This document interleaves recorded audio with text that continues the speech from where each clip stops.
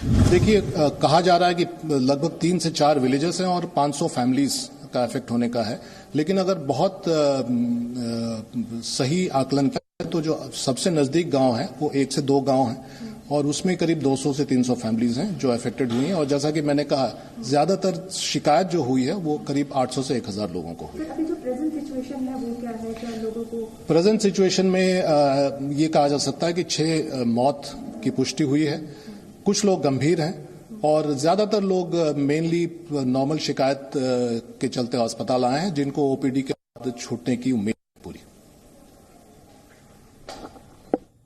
तो एनडीआरएफ के DG SN प्रधान को आपने सुना, उन्होंने बताया कि लगभग सुबह 5:30 बजे एनडीआरएफ की टीम को इस बारे में जानकारी दी गई। टीम तुरंत मौके पर पहुंची, उसने रेस्क्यू ऑपरेशन शुरू किया और अभी उनके मुताबिक जो उन्होंने कहा कि प्लांट में शायद काम को रीस्टार्ट करने के चक्कर में ये जो गैस है इसका रिसाव हुआ है। तो ये तो फिलहाल एक जानकारी उन्होंने दी है, लेकिन हालांकि इसको क्या औपचारिक कारण माना जाए ये अभी नहीं कहा जा सकता क्योंकि ऐसा कोई ऑफिशियल स्टेटमेंट आया नहीं है। लेकिन इसमें 6 लोगों की मौत की खबर है। ये जो आंकड़ा है सुबह 3 था, इसमें एक बच्चे की भी मौत हुई है, अब ये बढ़ गया है। और जो 1000 लोग हैं जिन्हें अस्पताल में भर्ती किया गया है, जिन्हें आंखों में जलन और सांस लेने में दिक्कत हो रही थी, 100 लोग इन 1000 लोगों में से ऐसे हैं जो गंभीर हालत में हैं। आप इन 6 तस्वीरों को देखिए और आप समझिए कि किस तरह के हालात रहे होंगे। हड़कंप मचना स्वाभाविक है क्योंकि लोग जब सुबह के वक्त ये जो समय होता है 4-5 बजे का, गहरी नींद में सो रहे होते हैं और इस समय पे रिसाव होना, जो आसपास के 6 गांव हैं उन्हें खाली करा लिया गया है और ये वही गांव के लोग हैं जो इसकी जद में आए हैं। प्रसाद भोसेकर मेरे सहयोगी हमारे साथ जुड़ चुके हैं। प्रसाद, कारण ये बताया जा रहा है कि प्लांट में काम रीस्टार्ट होना था, इसलिए ये रिसाव हुआ, और अपडेट दीजिए कितने लोगों को भर्ती किया गया है एक बार फिर से आंकड़ों के जरिए और क्या स्टेटस है अभी?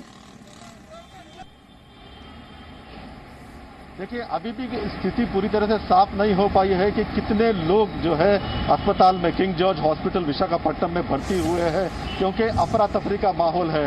जिस प्रकार से ये घटना हुई सुबह तड़के और जिस प्रकार से लोग जगह जगह गिरे पड़े हैं, उनको अस्पताल लाने में काफ़ी दिक्कत हुई थी। और फिलहाल जितने भी लोगों को लाया गया है, हम विजुअल में देख सकते हैं कि उनकी हालत कितनी खराब है, क्योंकि सांस लेने में उनको काफ़ी तकलीफ हो रही है। कई लोग सांस नहीं ले पा रहे हैं और उसमें छोटे बच्चे हैं और बूढ़े और औरतें भी हैं। तो फिलहाल जितनी भी गवर्नमेंट मशीनरी है, विशाखापट्टनम एक बड़ा शहर है, वहाँ से एनडीआरएफ या फिर एसडीआरएफ की टीम और पुलिसकर्मी खास करके सभी वहाँ पर पहुँच रहे हैं और एक डॉक्टर्स की टीम को भी भेजा जा रहा है ताकि जो जिनको भी एम्बुलेंस में वहाँ पे ले जाया जा रहा है या फिर लोग मिल रहे हैं तो सबसे पहले जो फर्स्ट एड है वो देने की कोशिश की जा रही है, क्योंकि उन गांव से विशाखापट्टनम आने में ज़रूर 15-20 मिनट का समय लगता है। हालांकि विशाखापट्टनम के पास ज़रूर है वो, लेकिन विशाखापट्टनम तक लाने के लिए तक भी उनको काफ़ी जो है मेहनत करनी पड़ती है और बीच में कुछ ना हो जाए तो उसके लिए भी एक डॉक्टर्स की टीम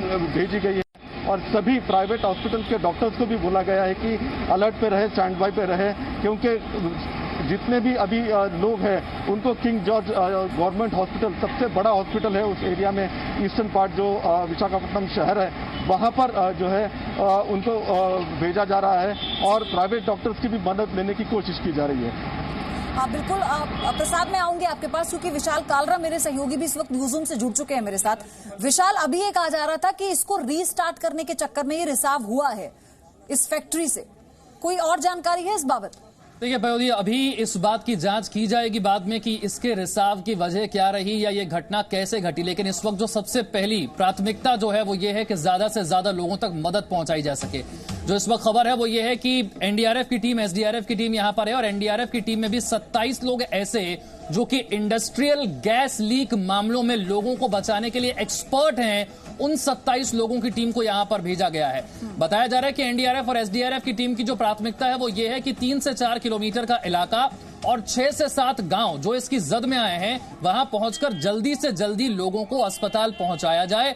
इस काम का बहुत बड़ा हिस्सा पूरा कर लिया गया है, बहुत ज्यादा संख्या में लोगों को वहां से निकालकर सुरक्षित जगह पर पहुंचा दिया गया है, लेकिन चिंता जो सबसे ज्यादा है वो बुजुर्गों की है और बच्चों की है, क्योंकि इस तरह के गैस लीक का असर सबसे ज्यादा बुजुर्गों और बच्चों पर हो सकता है, खासतौर से जब आपको सांस लेने में दिक्कत हो रही है, जब आपकी आंखों में जलन हो रही है, जब आप सड़क पर चल नहीं पा रहे, जब आप सुरक्षित ठिकाने तक पहुंच नहीं पा रहे हैं, उससे पहले आप बेहोश हो जा रहे हैं। जो तस्वीरें भी हम दिखा रहे हैं ये विचलित करने वाली तस्वीरें हैं। एनडीआरएफ के 27 ऐसे लोग जो कि इंडस्ट्रियल गैस लीक मामलों में एक्सपर्ट हैं रेस्क्यू ऑपरेशन के लिए, उन्हें यहां पर भेजा गया है। प्रधानमंत्री ने आपदा प्रबंधन की टीम से बात की है और उनकी बैठक भी बुलाई है। गृह मंत्री का भी इस पर ट्वीट आ चुका है। आप समझ सकते हैं कि मामला कितना ज्यादा गंभीर है। 3 बजे की घटना है, अब 11 बज चुके हैं। 8 घंटे से ज्यादा का वक्त हो चुका है। रेस्क्यू ऑपरेशन करीब करीब पूरा हो चुका है, लेकिन देखना होगा कि जो 6 से 7 गांव इसकी चपेट में आए हैं, क्या वहां हर प्रभावित इंसान तक ये पहुंच पाए हैं? प्रसाद से मैं ये सवाल लूंगी। प्रसाद, एक तो कोरोना से हम जंग लड़ रहे हैं, अस्पतालों में वो मरीज भी जा रहे थे कि जो कोरोना पेशेंट है, डॉक्टर्स उनका भी इलाज कर रहे हैं। जिस अस्पताल में इन लोगों को भर्ती किया गया है, वहां पर क्या पर्याप्त इंतजाम हैं? हाँ, ये जो किंग जॉर्ज गवर्नमेंट हॉस्पिटल है विशाखापट्टनम का, काफ़ी बड़ा हॉस्पिटल है और जो कोविड-19 के लिए व्यवस्था की गई है वो एक अलग ब्लॉक में है। जरूर आपका जो सवाल है बिल्कुल जायज़ है कि क्योंकि एक तरफ जो है कोविड-19 के पेशेंट्स हैं और दूसरी तरफ सैकड़ों की तादाद में जो है ये पेशेंट्स आ रहे हैं, तो इन दोनों को कैसे संभालेंगे, ये काफ़ी मुश्किल भरा काम है डॉक्टर्स के लिए और वहाँ पर प्रशासन के लिए, क्योंकि कोविड-19 के लिए बिल्कुल एक अलग ब्लॉक है। तो वो उस ब्लॉक में जो है वो कम्प्लीटली अलग लगा दिया गया है और इन लोगों को जो ओपी ब्लॉक से या फिर दूसरे जो सेक्शन से वहाँ पर ले जाया गया है। अगर ज़रूरत पड़ी तो जो बड़े हॉस्पिटल्स है विशाखापट्टनम में, प्राइवेट हॉस्पिटल, उनमें भी उनका इलाज हो सकता है। मेरे साथ नवीन भटनागर डीआईजी हैं, एनडीआरएफ के, जुड़ चुके हैं, रिटायर्ड डीआईजी हैं। सर, ये एक ऐसी सिचुएशन है, इसमें इतना पैनिक हो जाता है, लोग इतनी बड़ी संख्या में यहाँ पर जो इन्फ्लुएंस हुए हैं, किस तरह से इस पूरे जो रेस्क्यू ऑपरेशन है उसे अंजाम दिया गया होगा और क्या एक वक्त रहते सबको अस्पताल पहुंचाना मुमकिन हो जाता है उस दौरान?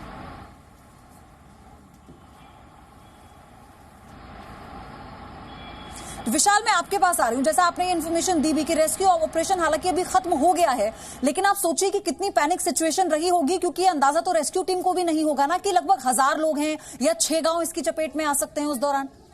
देखिए, रात का वक्त होने की वजह से मुश्किलें और बढ़ जाती हैं। जब 3 बजे के आसपास इस तरह की घटना घटती है तो लोग भी समझ नहीं पाते हैं और जो एजेंसियां यहां पर लोगों को बचाने में लगी होती है उन्हें भी समझ में नहीं आता है कि कितने बड़े हिस्से में इसका असर हो सकता है, कितने गांव इसकी चपेट में हो सकते हैं, किस तरह से हमें एम्बुलेंस का इंतजाम करना है, अस्पताल तक लोगों को पहुंचाना है। एजेंसियों के लिए बहुत बड़ी चुनौती हो जाती है इतने बड़े हिस्से को अचानक से कवर करना। कहने के लिए इलाका 3 किलोमीटर बहुत छोटा लगता है, लेकिन 3 किलोमीटर के इलाके में आने वाले जितने भी गांव हैं, करीब 6 से 7 गांव है, मान लीजिए हजारों की संख्या में वहां पर लोग रहते हैं और इस गैस से करीब करीब हर व्यक्ति इससे प्रभावित होता है, क्योंकि गैस हवा में फैलती है, सभी के लिए सांस लेना मुश्किल है, सभी के लिए आंखों में जलन है और ऐसे में उन्हें यह कहना कि आप सुरक्षित ठिकाने की तरफ जाइए, रात के वक्त यह समझ पाना बहुत मुश्किल है कि सुरक्षित ठिकाना है कहां, बाहर निकलकर उन्हें किस दिशा में जाना है, कहां पर गैस का असर नहीं होगा, यह समझना आम लोगों के लिए बहुत मुश्किल है। जब तक एनडीआरएफ की टीम, एसडीआरएफ की टीम उन तक पहुंच नहीं जाती, उन्हें अस्पताल ले नहीं जाती, या जो लोग इस तरह की रेस्क्यू ऑपरेशन करने में माहिर है, जिन्हें पता है कि गैस लीक का असर कितनी दूर तक जा सकता है, कितना हो सकता है, जब तक ये लोग पहुंचकर मदद नहीं करते, आम लोगों के लिए कुछ भी समझ पाना बहुत मुश्किल है। रात के वक्त आंखों में जलन होना, सांस लेने में दिक्कत होना, लोग तो वैसे ही डर जाएंगे और वो भी ऐसे समय में जबकि हम कोरोना से जंग लड़ रहे हैं। अंजलि क्वात्रा डॉक्टर है, मेरे साथ इस वक्त जुड़ चुकी हैं। अंजलि, ऐसे समय में मतलब क्या वो सावधानी है, क्योंकि अगर कुछ लोगों को थोड़ी भी जलन हो रही है तो वो भी इस वक्त पैनिक हो जाएंगे, वहीं आसपास के जो लोग हैं, क्या क्या चीजें होती हैं जिनका सबसे ज्यादा ध्यान रखना होगा?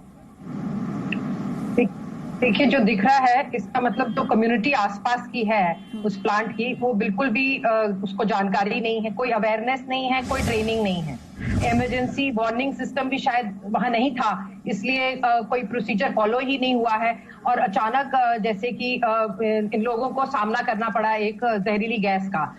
ये मुझे तो 1984 का भोपाल गैस ट्रेजेडी इस वक्त याद आ रही है कि हम यही बात करते थे तब भी कि कोई सिस्टम सेफ्टी का प्रोसीजर का है नहीं।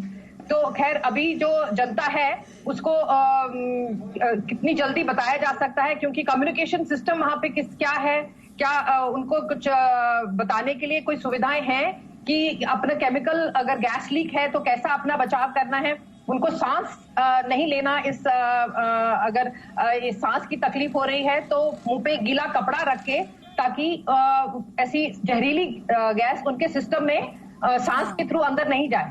दूसरा, अपने आप को, क्योंकि इस गैस में जो नजर आ रहा है आपकी रिपोर्टों से कि स्किन में भी तकलीफ हो रही है, तो जाहिर है पूरे अपनी बॉडी को कवर करना जरूरी है और उस तरह से कवर करके ही वो एक सेफ रेस्क्यू अपना एग्जिट ले सकते हैं। और इसकी जानकारी भी वहां पे किस तरह से दी जा रही है कि कौन सा रास्ता लेना है, क्योंकि इस केस में बहुत जरूरी हो जाता है जो हवा की जो डायरेक्शन है, अगर उसी डायरेक्शन में जिस तरफ से गैस आ रही है उसी डायरेक्शन में हवा की डायरेक्शन अगर वैसी है तो अगर बाहर जो निकास का रास्ता गलत ना ले लें, उसी तरफ लेने से और अधिक गैस का जो है और आप वो इस रहता बात है। से अंजलि, आपकी इस बात को कनेक्ट करके ऐसे अंदाजा लगाएंगे ना कि लगभग 6 गांव हैं जिन्हें खाली कराया गया है एहतियातन, और 1000 लोग हैं जिन्हें अस्पताल में भर्ती किया गया है।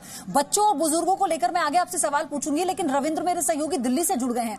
रविंद्र, गृह मंत्री का ट्वीट इस पर आ चुका है, प्रधानमंत्री खुद सारी अपडेट ले रहे हैं, वो बैठक भी कर रहे हैं, क्या जानकारी है अभी?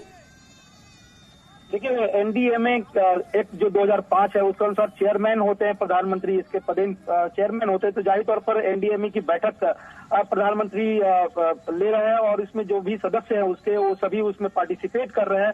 कहीं न कहीं इसके पहले प्रधानमंत्री ने आंध्र प्रदेश के मुख्यमंत्री से भी बात की, एनडीएमए के जो अधिकारी है उनसे भी बात की, वहाँ जो रेस्क्यू ऑपरेशन चलाया जा रहा है उसके बारे में जानकारी ली और आगे किस तरह से, जैसा कि बताया जा रहा है और आपने दिखाया कि इससे हजारों लोग प्रभावित हुए हैं, उनको कैसे आगे चलकर राहत मिले और इस जो प्लांट से रिसाव हुआ है आखिर कैसे रिसाव हुआ, क्योंकि कहा जा रहा है कि ये लॉकडाउन के बाद इसको चालू करने के लिए कोशिश की जा रही थी। शुरू में जो रिसाव हुआ तो वहाँ के जो सिक्योरिटी अधिकारी लोग थे उन्होंने पानी का छिड़काव करने की कोशिश की, इसे रोकने की कोशिश की, लेकिन वो बेकाबू हो गया और इसकी वजह से ये फैलता चला गया है। तो जाहिर तौर पर इसके रिसाव को कम करना है, उसके क्या तरीके हो सकते हैं और जो लोग वहां फंसे हुए हैं चारों तरफ उनको कैसे आगे निकाला जाए और जो गंभीर रूप से घायल है उनको कहां और ट्रांसफर किया जाए, इसको लेकर खुद प्रधानमंत्री मीटिंग भी ले रहे हैं, चर्चा भी कर रहे हैं मुख्यमंत्री से और गृह मंत्री से भी जानकारी ली। तो कहीं न कहीं स्थिति काफी गंभीर है, इसको लेकर प्रधानमंत्री भी चिंतित है और यही वजह है कि अपनी पैनी नजर इस पूरे मामले पर रखे हुए हैं प्रधानमंत्री। रविंद्र, मैं आपसे अपडेट लेती रहूंगी। विशाल, मैं आपके पास भी आ रही हूँ। अंजलि, लेकिन एक और चीज है, जब गैस का रिसाव हुआ इससे पहले भी, जैसा कि आपने बात किया भोपाल गैस त्रासदी के बारे में, तो उसमें भी लोग सो रहे थे रात में, जब ये रिसाव हुआ उन्हें पता नहीं लगा, और ये जो सोने वाली कंडीशन होती है इस दौरान जद में आने की जो संभावना है वो बहुत ज्यादा होती है, तो ये भी एक बेसिक, क्या ये भी एक बहुत बड़ा कारण है? देखिए, फिर भी जो प्लांट है, इंडस्ट्रियल प्लांट है, उसके पास एक emergency warning procedures in place होते हैं, जैसे कि एक बड़ा अलार्म या जो भी तरीके से कम्युनिटी आसपास एटलीस्ट 1 किलोमीटर रेडियस में ये बताना बहुत जरूरी होता है कि अंदर क्या ट्रेजेडी हुई है। तो अगर ऐसा नहीं है तो ये चाहे रात हो चाहे दिन हो, तो दोनों में ही इस तरह का डिजास्टर सामने आएगा ही। तो कम्युनिटी को, इसका मतलब जो आसपास के लोग रहने वाले हैं उनको ये पता भी नहीं था कि क्या खतरे वहां से मुमकिन हैं और ऐसी गैस का रिसाव हो सकता है और उनके लिए, अपने लिए फिर बचाव के तरीके क्या अपनाने हैं, क्योंकि जैसा अभी देखने में आ रहा है मंजर, लोग बाहर सड़कों पे निकले और सड़कों पे फिर वो बेहोश पाए गए। तो इसका मतलब उनको नहीं पता कि जब केमिकल गैस लीक हो रही है तो अपने बचाव के लिए उनको अपने घरों के अंदर घुसना है और अंदर घुस के घर का जो सबसे अंदर वाला कमरा है और सारा बंद करके दरवाजे खिड़कियां एक तरह से उसको सील करना है, चाहे टेपे लगानी पड़े ताकि अंदर वो गैस ना आए और वो तब तक बचे रहे जब तक वहां पे रेस्क्यू के लोग नहीं आ जाते। तो ये जानकारी, ये बेसिक जानकारी जो एक केमिकल डिजास्टर के लिए होती है वो भी शायद वहां पे लोगों को नहीं थी, प्रसाद, मानकों का पालन नहीं किया गया, इससे तो साफ तौर पर यही जाहिर होता है, क्योंकि अगर इसको रीस्टार्ट करते हुए भी, काम को रीस्टार्ट करते हुए भी चलिए गैस का रिसाव हुआ है, तो कोई अलार्म नहीं था, कोई वार्निंग नहीं थी।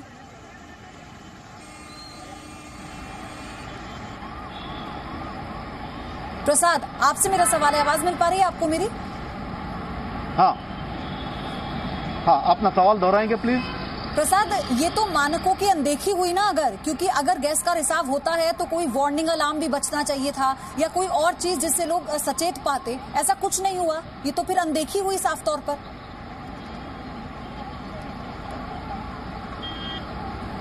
मैं आपका सवाल ठीक तरह से सुन नहीं पाया, लेकिन जवाब देने की कोशिश करता हूं, क्योंकि रात का वक्त था। ये अभी जो पता चल पा रहा है वो स्टीरीन गैस है। अब ये स्टीरीन गैस क्या है, इसके क्या साइड इफेक्ट्स है या कितना डेंजरस है, ये अभी पता चल जाएगा कुछ ही देर में। लेकिन क्योंकि लॉकडाउन का वक्त था तो यहाँ पर जो प्राथमिक जानकारी आ रही है वो ये है कि कुछ लोग वहां पे साफ सफाई कर रहे थे या फिर कुछ काम करने की कोशिश कर रहे थे। हालांकि पुलिस या फिर प्रशासन इसको क्लियर जरूर करेगा, लेकिन अंदर क्यों गए थे और प्लांट कैसे ऑन हो गया और ये जो पॉइजनस गैसेस कैसे निकले, ये सबसे बड़ा सवाल है। और क्योंकि ये हादसा हो गया है, अभी ये कैसा हुआ ये तो जांच का विषय है, थोड़ी देर बाद बिल्कुल पता चल पाएगा। लेकिन जो प्राथमिकता है सबकी वो लोगों को बचाने में है। जितने भी लोग इसके चपेट में आए हैं या फिर अस्पताल में हैं या फिर कुछ लोगों को ढूंढने की कोशिश की जा रही है, क्योंकि गांव है, जो आसपास के गांव है, क्योंकि छोटे छोटे गांव हैं और खेत खलियान वहां पर है, तो लोग छोटे छोटे घरों में रहते हैं अपने खेतों के पास। क्या वहां पर और कोई भी है? तो इस पर ज्यादा जोर दिया जा रहा है कि जो फैमिलीज है वहां से उनको पूछा जा रहा है कि कौन कौन वहां पर है या कोई हो सकता है क्या खेतों में या आसपास, तो उनको बचाने की कोशिश की जा रही है और उनको विशाखापट्टनम हॉस्पिटल में लाने की कोशिश की जा रही है। मेरे साथ नवीन भटनागर रिटायर्ड डीआईजी हैं एनडीआरएफ के, जुड़ चुके हैं। सर, ऐसी सिचुएशन जब ये पता भी ना हो कि कितने लोग इससे प्रभावित हुए होंगे, 6 गांवों को खाली करवाया गया और लगभग 2:30 बजे का ये मामला है जब एनडीआरएफ की टीम को पता लगा, कितना मुश्किल होता है ऐसे ऑपरेशन को अंजाम देना, और वो भी इस वक्त में जब पूरे देश में लॉकडाउन है। हाँ, डेफिनेटली, क्योंकि इसमें एक तो मूवमेंट में टाइम लगता है और दूसरा ये है कि गैस जो है ये काफी तेजी से फैली है और एयर डायरेक्शन की तरफ फैली है। पब्लिक ट्रेंड नहीं थी, पब्लिक को अवेयरनेस नहीं थी, गवर्नमेंट एडमिनिस्ट्रेशन इसके लिए तैयार नहीं था, इसलिए इतना बड़ा ये हादसा हुआ। और अगर टाइमली हमने इनको ऑक्सीजन पे ले गए होते या आपका बीएस एक्ट से या ऑक्सीजन या को इसको दिया जाता तो ये इतनी डेथ नहीं होती। और खास तौर से इनको रेस्क्यू ऑपरेशन में इनको खुले में लिटा के और इनको गीले कपड़े से ढकना था इनका मुंह को, और पब्लिक को भी ये कहना था कि अपना मुंह को ढक कर रखें और ऐसे खुलेआम ना भागें। मेरा सवाल उन तक पहुंचा सकती है, क्योंकि जो शुरुआती जानकारी आ रही है वो स्टीरीन गैस नाम इसका बताया जा रहा है। स्टीरीन या स्टायरीन गैस जो भी नाम बताया जा रहा है, ये एक न्यूरोटॉक्सिक गैस हो सकती है, हवा के संपर्क में आने पर यह जहरीली हो सकती है। क्योंकि नवीन जी इन मामलों के एक्सपर्ट हैं, ज्यादा बेहतर तरीके से बता सकते हैं कि ये जो पॉलीमर इंडस्ट्री से स्टीरीन नामक गैस का रिसाव हुआ, ये कितनी खतरनाक गैस हो सकती है। ये डेफिनेटली क्लोरीन गैस है और इसमें जो है फॉस्जीन गैस का भी कुछ है और इसमें और भी केमिकल की गैसेस हैं जो इसमें पेट्रोलियम प्रोडक्ट में काम आती हैं। इस वजह से ये फेफड़ों पे सीधा अटैक करती हैं, गले में अटैक करती हैं और आपका नर्वस सिस्टम को ब्रेक डाउन कर देती हैं। इसकी वजह से लोग बेहोश हो जाते हैं और सांस लेने में तकलीफ होती है और फेफड़े काम करना बंद कर देते हैं और डेथ बढ़ जाती है। इसलिए बहुत जरूरी है काम एंड क्वाइट रहना है, दौड़ना नहीं है, मुंह के ऊपर गीला कपड़ा रखना है और खुले में इनको पेशेंट्स को लिटा के और इनको जो है लंबी लंबी सांस दिलवानी है और आर्टिफिशियल सांस दिलवानी है। अगर वो नहीं ले पा रहे हैं सांस तो इनको आर्टिफिशियल सांस दिलवानी है, जिसको काफी जो ट्रेंड है वो लोग दे सकते हैं। और ऑक्सीजन जितनी जल्दी रिकवरी होती है। आवाज को फिर से हम दुरुस्त करते हैं, क्योंकि हम लगातार ये बता रहे हैं कि इस पूरे ऑपरेशन में किस तरह की दिक्कत आई होगी, और साथ ही आप ये भी समझिए कि कितनी बड़ी ये लापरवाही बन जाती है। विशाल, मैं आपके पास आ रही हूँ, कितनी बड़ी ये लापरवाही बन जाती है यहाँ पर कि आप देखिए कोई वार्निंग अलार्म यहाँ पर नहीं था, लोगों को पता नहीं था इस बारे में, जो लोग उस प्लांट पे मौजूद होंगे उनकी लाइफ के साथ भी रिस्क है और शायद उन्हें भी ये नहीं पता कि ये मानकों के खिलाफ है। बिल्कुल, जैसा कि प्रसाद भी आपसे थोड़ी देर पहले बता रहे थे, रात के करीब 3 बजे का वक्त था, लोग गहरी नींद में थे और इस प्लांट को लॉकडाउन के बाद जब से बंद हुआ ये प्लांट, उसके बाद इसे फिर से रीस्टार्ट रीओपन करने की कोशिश की जा रही थी और उसी दौरान ये हादसा हो जाता है। अभी तक पूरी जांच होनी बाकी है, लेकिन जैसा कि प्रसाद बता रहे थे, शुरुआती रिपोर्ट यह है कि एक बार फिर से इस प्लांट को शुरू किया जा रहा था और इसी पूरे प्रोसीजर के दौरान कहीं ना कहीं कोई लापरवाही बरती जाती है या फिर कोई गलती होती है जिससे गैस लीक हो जाती है। आमतौर पर इस तरह के जो गैस प्लांट होते हैं, केमिकल प्लांट्स होते हैं, वहां पर कोई ना कोई वार्निंग सिस्टम या अलार्म सिस्टम जरूर होता है, ताकि अगर गैस लीक भी हो जाए तो वहां आसपास के लोगों तक ये जानकारी तुरंत पहुंचे और लोगों को वहां से निकाला जा सके। लेकिन जाहिर सी बात है कि ऐसा कुछ भी नहीं हुआ और जब गैस लोगों तक पहुंचती है, मैं आपसे बार बार यही कह रहा हूं कि रात के 3 बजे जब इस तरह की गैस का रिसाव होता है, लोगों की आंखों में जलन होती है, सांस लेने में तकलीफ होती है, तब कोई भी इस बात को समझ नहीं सकता कि उनके साथ हो क्या रहा है। पहले 5 मिनट तो समझ ही नहीं सकता कि हो क्या रहा है, और उसके बाद भी उन्हें यह समझना कि मैं किस दिशा में भागूं, किस दिशा में गैस का असर नहीं होगा, यह समझना और भी ज्यादा मुश्किल है रात के अंधेरे में। जब तक कि एनडीआरएफ या एसडीआरएफ की टीम पहुंच नहीं जाती है, उसमें भी इंडस्ट्रियल गैस लीक के जो एक्सपर्ट हैं वो आप तक पहुंचकर आपको कुछ बताते नहीं है, आपके लिए समझना बहुत मुश्किल है। उससे भी ज्यादा मुश्किल यह है कि कई बुजुर्ग हैं, कई बच्चे हैं जो उसी वक्त वहां पर बेहोश हो गए। अब उन्हें सुरक्षित ठिकाने पर ले जाने के लिए कोई दूसरा व्यक्ति चाहिए, कोई ऐसा व्यक्ति जो पहले खुद गैस से बचे, मास्क लगाकर आया हो, तमाम इक्विपमेंट उसके पास हो, और फिर वो उन्हें उठाकर अस्पताल लेकर जाए। क्योंकि जो आम लोग हैं उन्हें इस वक्त समझना मुश्किल है कि वो अपने रिश्तेदारों को, अपने परिवार वालों को पहले बचाएं या फिर यहां से निकलकर सुरक्षित ठिकाने तक वो पहुंचे, क्योंकि अगर वो वक्त रहते नहीं निकलते तो वो भी बेहोश हो सकते हैं, उनकी जान पर भी खतरा हो सकता है। और जो शुरुआती जानकारी है, ये स्टीरीन गैस, ये न्यूरोटॉक्सिक गैस बताई जाती है, हवा के संपर्क में आने से ये और जहरीली हो जाती है। आंखों में जलन, गले में जलन, स्किन पर रैशेस हो सकते हैं, आपको उल्टी हो सकती है, आप बेहोश हो सकते हैं, और ऐसा हुआ भी। ये जो तस्वीरें हम दिखा रहे हैं, इसीलिए आपको ब्लर करके दिखा रहे हैं क्योंकि तस्वीरें विचलित करने वाली तस्वीरें हैं। अचानक से लोग गश खाकर गिर जाते हैं, लोग समझ नहीं पाते कि हो क्या रहा है।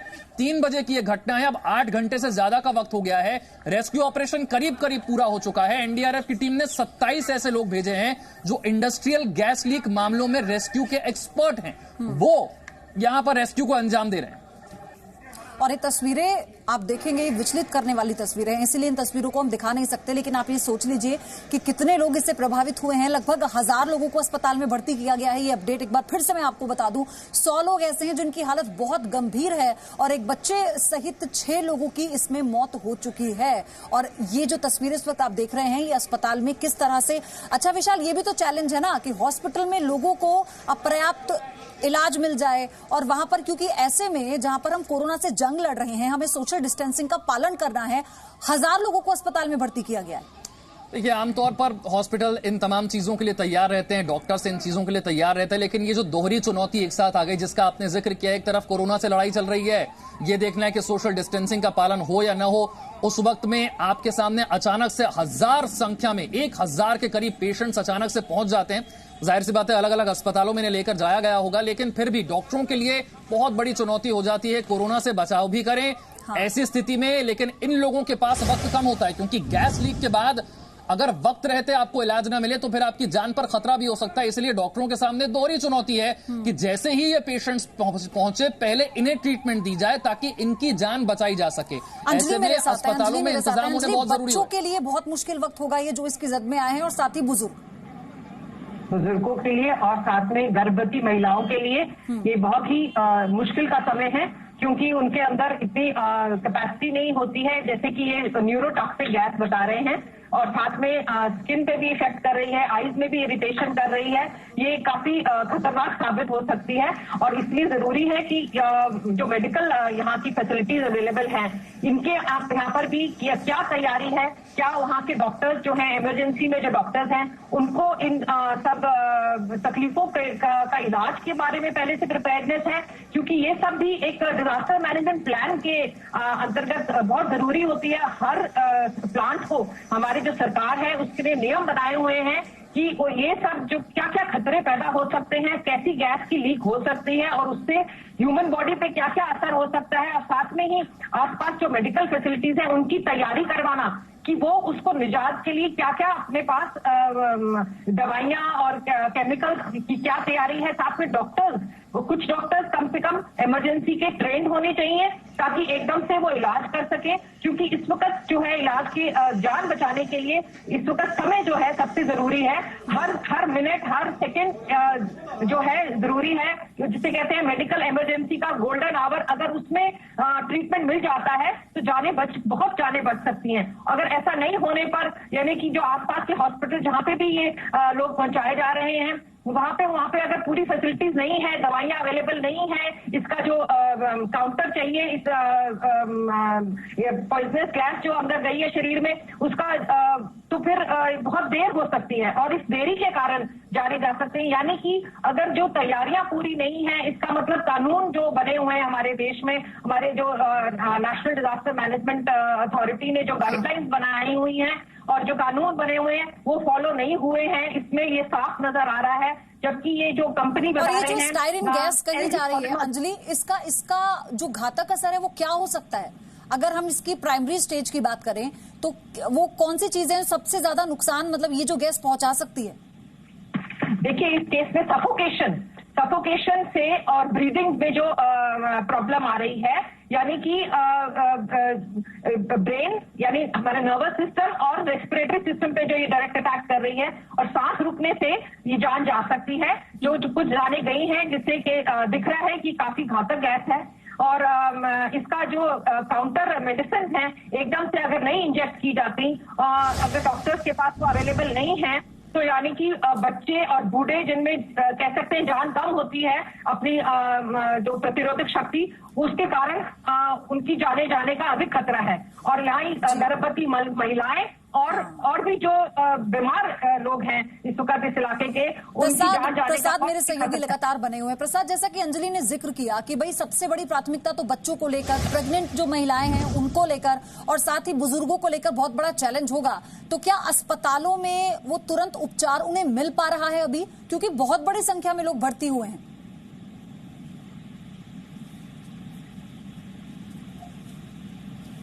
अच्छा, अब प्रसाद हमारे साथ जुड़ेंगे, वो लगातार वहां से हर एक अपडेट हम तक पहुंचा रहे हैं। नवीन भटनागर लगातार हमारे साथ जुड़े हुए हैं। सर, ये भी तो एक बहुत बड़ा चैलेंज है ना कि हॉस्पिटल में इतनी बड़ी संख्या में लोग पहुंचते हैं और क्या वहां पर उन्हें वो उपचार मिलेगा या नहीं, क्योंकि टीम रेस्क्यू कर रही है। तस्वीरों में भी नजर आया कि जो वो कर पाई, जैसा कि आप जिक्र कर रहे थे कि टीम पहुंचती है तो उसकी प्राथमिकता क्या होती है?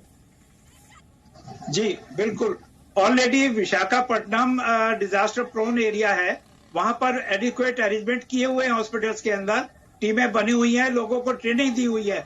लेकिन सडनली ये जो केस हुआ है रात के टाइम, लोग इसके लिए प्रिपेयर्ड नहीं थे, और जिसके चलते ये सारी हौच पौच हो गया, लोग घबरा गए और ठीक से हैंडल नहीं कर पाए।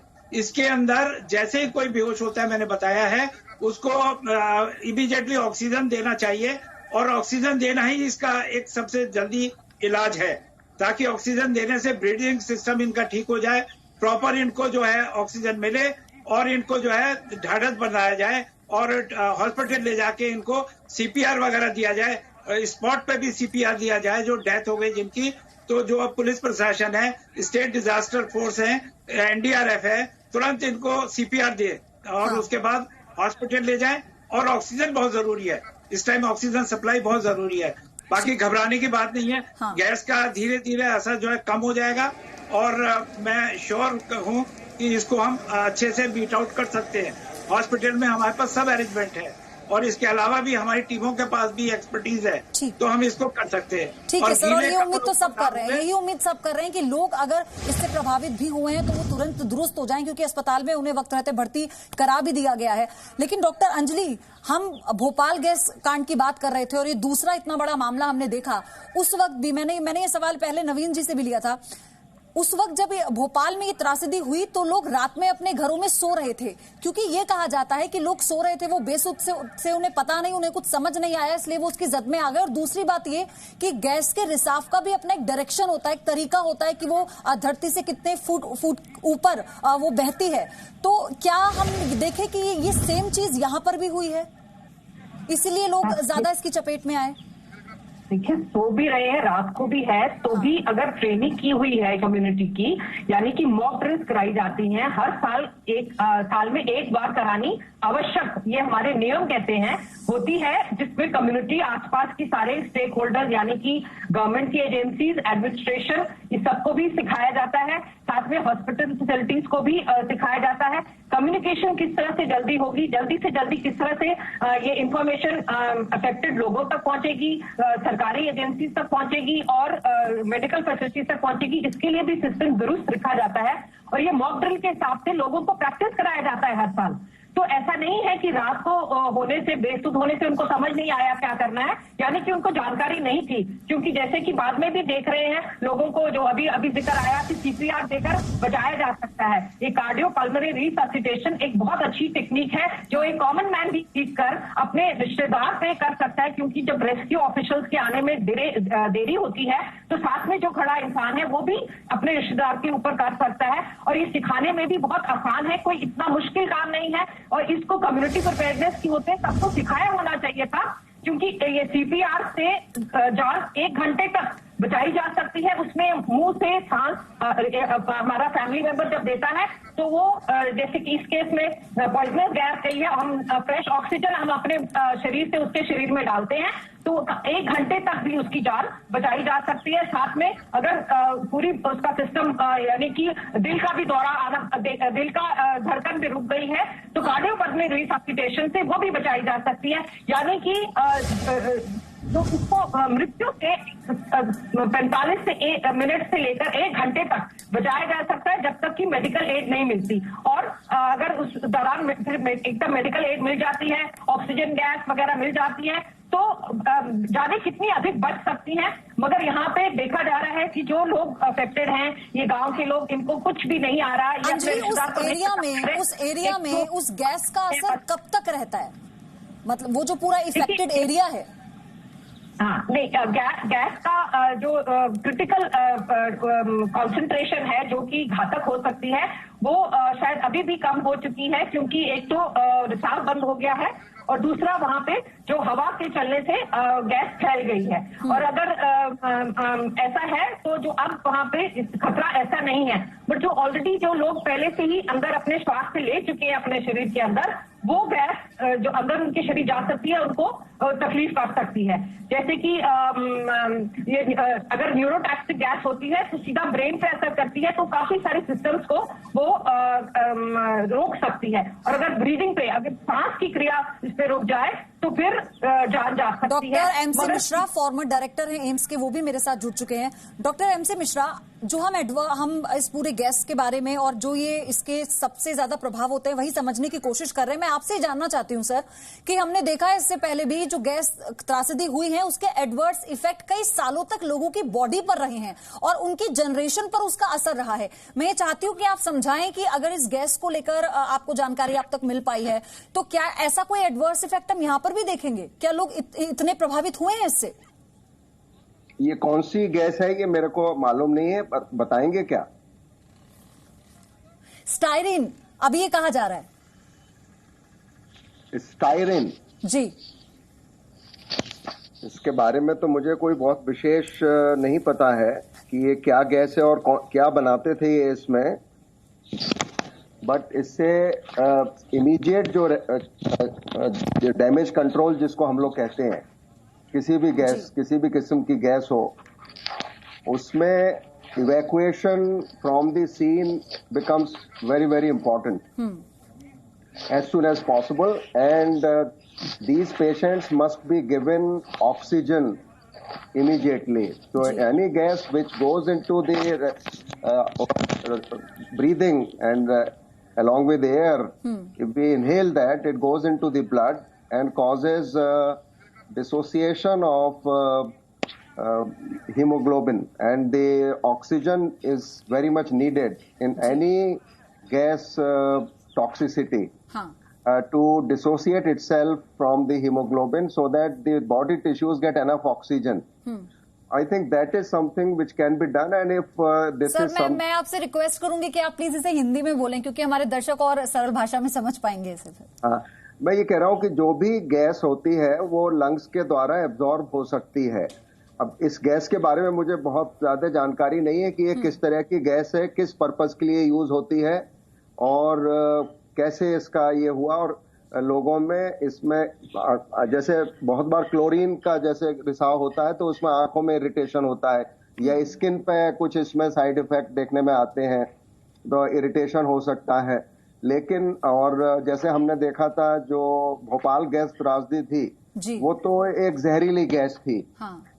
और इसीलिए उसमें हमने करीब 3 से 4 हजार लोगों की मौत भी हो गई थी। और बाद में जैसे आपने ठीक कहा तो उसके लॉन्ग टर्म इफेक्ट आज तक भी देखने के आ रहे हैं, क्योंकि लंग में जब जाती है इन्फ्लेमेशन होता है और उसमें फाइब्रोसिस हो जाती है, इंटरस्टिशियल लंग डिजीज हो जाती है, सांस की तकलीफें सालों साल रहती हैं और उसका जो सीक्वली है बहुत वर्षों तक रह जाती है। बट इस गैस का चेक करना पड़ेगा कि इसमें क्या करना चाहिए।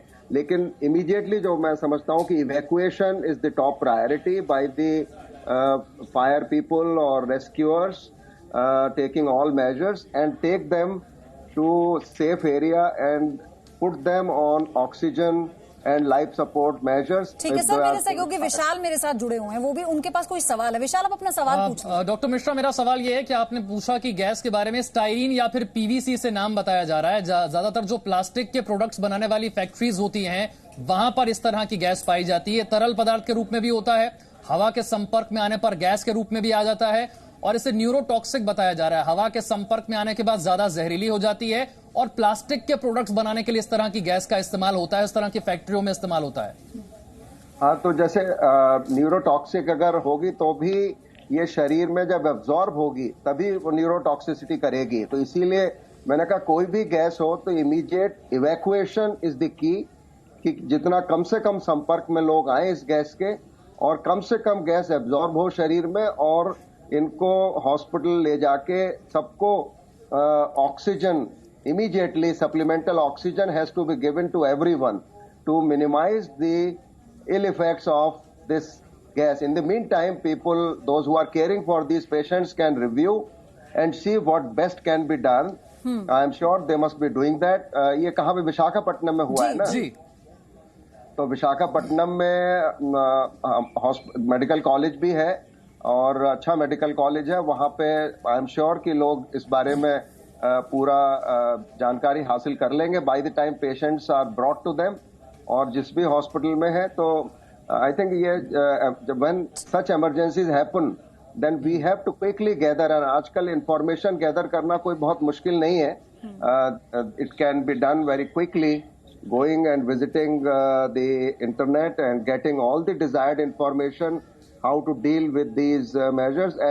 But you rightly said that whatever information you have got that it is neurotoxic, so that will depend on how much exposure has happened, for how long, and how much gas has gone and absorbed inside the body. चूंकि नवीन भटनागर भी हमारे साथ जुड़े हुए हैं, disaster management के वो expert हैं, जरा उनसे समझने की कोशिश करते हैं कि कितनी जल्दी अगर अस्पताल पहुंचा दिया जाए इससे प्रभावित शख्स को तो उसकी जान बचाई जा सकती है। कितना वो समय रहता है? जी 10 मिनट का टाइम जो है गोल्डन पीरियड होता है और इस गोल्डन पीरियड के अंदर अगर हम सीपीआर देते रहें, मान लीजिए वो बेहोश भी हो गया है तो उसका गला ऊपर करके उसको आर्टिफिशियल सांस दी जाए और उसको देते रहें। अच्छा, हर एम्बुलेंस के अंदर ऑक्सीजन होती है, उसको इमीडिएटली ऑक्सीजन भी देनी चाहिए और सीपीआर देते रहना चाहिए जब तक हॉस्पिटल ना पहुंचा दे।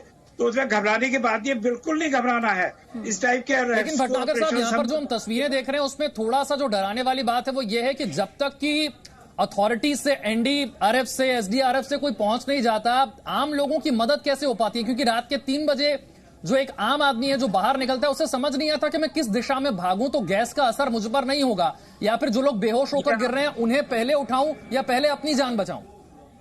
बिल्कुल ठीक कह रहे हैं आप, ऐसा ये प्रैक्टिकल है ये बात। हम यहाँ बैठे कुछ भी कहते हैं लेकिन जब ग्राउंड में होते हैं सिचुएशन ये होता है कि अपनी जान बचाना जरूरी, लोग पहले जान बचा के भागते हैं तो डेफिनेटली है। लेकिन अगर थोड़ी बहुत भी उनको ट्रेनिंग है तो इमीडिएटली वो गीले कपड़ा अपने मुंह पे बांध सकते हैं और उसके बाद वो रेस्क्यू ऑपरेशन कर सकते हैं। अच्छा, इस गैस के अंदर क्या है, ये 3 फीट 3.5 फीट की लो लाइन पे ट्रेवल करती है। तो आप जो है इसमें कभी भी दौड़ना नहीं है, घबराना नहीं है। जहां आप दौड़े बस आप भी इफेक्टेड हो जाएंगे। तो इसलिए बहुत जरूरी है अपना आपको सेफ्टी रखते हुए और पेशेंट्स को एंटी डायरेक्शन यानी लेफ्ट टू राइट अगर गैस चल रही है, ट्रेवल कर रही है तो आप जो है दूसरे राइट एंड लेफ्ट साइड में पेशेंट को ले जाएं। वही मैंने आपसे पूछा ना कि लोग सो रहे थे, यही कारण था जो आपने बताया कि 3 फीट तक इसका जो इसका बहाव है इसके रिसाव के बाद वो रहता है और इसलिए ये कारण था कि लोग ज्यादा जद में आए क्योंकि वो अपने घरों में सोए हुए थे। प्रसाद मेरे साथ जुड़ चुके हैं। प्रसाद, अभी ताजा अपडेट क्या है, क्या स्टेटस है वहां पर? देखिए, कुछ ही देर में यहाँ पर विशाखापट्टनम को आंध्र प्रदेश के मुख्यमंत्री चंद्रबाबू नायडू पहुंचेंगे और स्थिति का जायजा लेंगे। लेकिन फिलहाल जो भी जितने भी लोग किंग जॉर्ज हॉस्पिटल में हैं उनका इलाज चल रहा है और अभी ये तो पता चल गया है कि ये स्टीरीन गैस है जिसकी वजह से इतना बड़ा हादसा हुआ है। और अब जो है धीरे धीरे एक एक करके तथ्य सामने आ रहे हैं और पता चल रहा है कि क्या वहां पर हो रहा है, लेकिन पूरी तरह से डिटेल्स अभी भी आने बाकी है। कुछ ही देर में हम आंध्र प्रदेश के जो इंडस्ट्रीज मिनिस्टर है मेकपाटी गौतम रेड्डी वहां पर उनके घर पहुंच रहे हैं और जो है जो आगे की जानकारी है हमको पूरी एग्जैक्ट जानकारी क्या हुई है ये पता चल पाएगा। प्रसाद, मैं ये भी जानना चाहती हूँ, वो जो पूरे एरिया को खाली कराया गया है, यानी 6 गांव है, बहुत बड़ा इलाका है जिसे खाली कराया गया होगा, लेकिन वहां पर सुबह जिस तरह की पैनिक सिचुएशन थी, हम जो तस्वीरों में भी देख रहे हैं, क्योंकि लोग भी आसपास के और इकट्ठा हो गए थे, हमें ये भी ध्यान रखना होगा कि सोशल डिस्टेंसिंग का पालन लोग कर रहे हैं या नहीं कर रहे हैं। तो क्या वहां पर सारे हालात सामान्य हैं, काबू में है? उसके चलते ये पूरा हादसा हुआ और लोगों को रिएक्ट करने का भी जो है वक्त नहीं मिला, जिसके चलते हम समझ सकते हैं कि क्या उनकी हालत हुई होगी या उनकी अवस्था कैसी होगी। रास्ते पर लोग जो है चलते चलते या भागते भागते जरूर वो ये कोशिश कर रहे होंगे कि किसी तरह से अस्पताल पहुंचा जाए और वहां पर जो है उनका इलाज हो, लेकिन बीच रास्ते में कई लोग जो है गिरे दिखे थे। जी पयोधी, एक सवाल और भी है कि क्या इनसे प्रसाद से हम समझना चाहेंगे कि क्या रेस्क्यू ऑपरेशन अब पूरी तरह से हो चुका है, खत्म हो चुका है? क्या आसपास के 5-6 गांव जितने भी थे उन सभी से लोगों को बाहर निकाल लिया गया है? क्या यह माना जाए कि अब कोई और वहां पर फंसा हुआ नहीं है?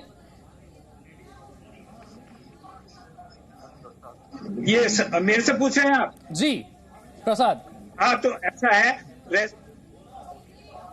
नहीं, नवीन जी शायद इसका रिप्लाई करें। नवीन जी, हम आपके पास आ रहे हैं। प्रसाद हमारे सहयोगी, क्योंकि लगातार वहां से हमें अपडेट दे रहे हैं। प्रसाद, आप तक आवाज पहुंच रही है क्या?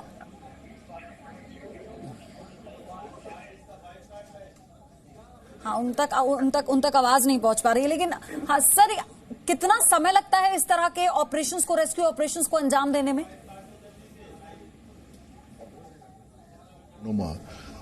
Which was in liquid form, which is kept in a storage tank. It converted itself into gas and escaped through one of the chimneys.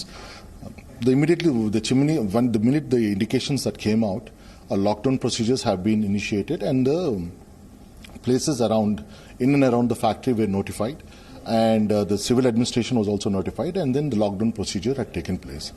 Meanwhile, in the factory premises, the minute the leakage was known, first thing that we did, I mean, with the help of the factory people, was we neutralized the component in the liquid form by doing reverse polymerization, adding additional polymers, and we brought the liquid down to basically harmless liquid. So it was almost, if I'm not wrong, about 95 to 97% of it was contained itself. But however, whatever the little that gas that has escaped into the atmosphere, it affected immediately the people in the vicinity of this Venkatapuram, this factory premises. And basically people who have come in contact with this gas, they will complain of nausea, basic skin irritation, and, eye irritation, and also asphyxiation. So when somebody is asphyxiated, basically it doesn't mean that there is a loss of oxygen to the body. So they basically faint, or they lose their consciousness and they faint. So such people, what has happened is, since it happened in the early part of the morning, most of the people were in there on the beds, sleeping. So they have become unconscious in their sleep. So we have opening up today all the houses, whatever those 5 affected villages are there.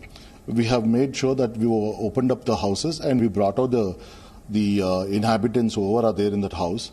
If they have been unconsciousness, immediately we put them on respirator, and we were able to revive them. The deaths that we have known officially so far is about 5 deaths have been officially reported. Out of the 5 deaths, 3 were, unfortunately, there were small children, and it's very sad, and my condolences to those families. And also a person who was riding a bike, when he inhaled the gas, he lost his consciousness and he fell into the ditch. And that he died because of that thing. But the basic criteria is that this gas was affected him. So we're also trying to see just not only the short-term effects of this gas, we're also trying to see the long-term effects of this gas. And certainly the company who is managing this are to be responsible that they have opened up, without proper maintenance and proper protocols, how this gas has come out is something which they'll have to answer. And the burden of proof lies with them. And they will have to come and explain to us exactly what they have done, what initiations have they done, and what protocols they followed. And we find that anybody has not followed the protocols, we will surely, the state of Andhra Pradesh will initiate criminal actions against those people. तो गौतम रेड्डी, उद्योग मंत्री आंध्र प्रदेश के, वो इस वक्त सारी information साझा करते हुए हालांकि उन्होंने ये भी बताया कि जो मरने वाले हैं, जो लोग इससे प्रभावित हुए हैं, उसमें 3 बच्चे भी शामिल हैं। हालांकि अब हर तरह से उन्हें उपचार दिया जा रहा है, वहां पर सबको शिफ्ट कर दिया गया है और 6 गांव वहां से खाली करवा दिए गए हैं। हालांकि जो आंकड़ा है मरने वालों का, इसकी बढ़ने की संभावना है क्योंकि 1000 लोग अस्पताल में भर्ती हैं, 1000 से ज्यादा ये कहा जा रहा है। और 100 ऐसे लोग हैं जो बहुत गंभीर हालत में अस्पताल में भर्ती किए गए, जिनको सांस लेने में बहुत ज्यादा दिक्कत हुई, जिनको आंखों में जलन भी हुई, और ऐसी शिकायत सभी ने की। और हर तरह से उपचार देना प्राथमिकता है सरकार की। वो सरकार की तरफ से जो इंतजाम करवाए जा रहे हैं उसके बारे में भी जानकारी देते हुए नजर आए। फिलहाल एक छोटा सा ब्रेक ले रहे हैं। इस बड़ी खबर पर जी न्यूज बना रहेगा, हर एक जानकारी सबसे पहले।